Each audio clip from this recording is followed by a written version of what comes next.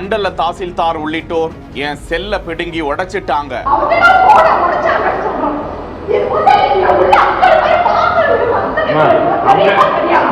நீதிமன்றத்துல வழக்கு நடந்துகிட்டு இருக்கும் போது பட்டாவுல வேறு நபர்களோட பேரை சேர்த்துட்டாங்க.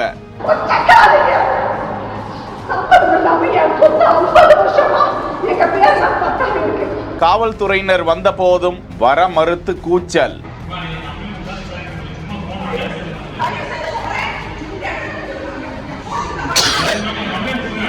அரியலூர் மாவட்டம் ஜெயங்கொண்டம் பகுதியை சேர்ந்தவர் ரேணுகாதேவி. தற்போது பாண்டிச்சேரியில் வசித்து வரும் நிலையில் ஜெயங்கொண்டம் தாலுகா அலுவலகத்தில் கடந்த 18ஆம் தேதி மனு ஒன்றை கொடுத்திருக்கிறார். அதில் தனக்கு சொந்தமான நிலத்தில் பல ஆண்டுகளாகவே தனது பெயரில் பட்டா இருப்பதாகவும் அதற்கு உரிமை கோரி தனது உறவுக்காரர்கள் உள்ளிட்டோர் நீதிமன்றத்தில் வழக்கு தொடர்ந்து அது நடந்து வருவதாகவும், இதற்கிடையே நீதிமன்றத்தில் இருந்து எந்த ஒரு அறிவிப்பாணையும் வராத நிலையில் அந்த பட்டாவில் வேறு நபர்களின் பெயர் சேர்க்கப்பட்டிருக்கிறது, எப்படி மண்டல துணை தாசில்தார் இதற்கு உத்தரவு பிறப்பிக்கலாம் என கூறி வாக்குவாதத்தில் ஈடுபட்டாராம். அப்போதுதான் அவரை தாக்கி அவரது செல்போனை அதிகாரிகள் உடைத்து விட்டதாக தாசில்தார் அலுவலக வளாகத்தில் அந்த பெண் வாக்குவாதத்தில் ஈடுபட்டு அலறி கூச்சலிடுகிறார். தொடர்ந்து நிகழ்விடத்திற்கு வந்த காவல்துறையினர் நடவடிக்கை எடுப்பதாகவும் புகார் கொடுக்குமாறும் அந்த பெண்ணை காவல் நிலையத்திற்கு அழைத்து சென்றனர். புகாரை பெற்றுக்கொண்ட போலீசார் இது குறித்து விசாரித்து வருகிறார்கள். செய்திகளை வழங்குவோர் மெட்வே ஹாஸ்பிட்டல்ஸ் வழங்கும் பிஹைண்ட் வுட்ஸின் முத்தமழை,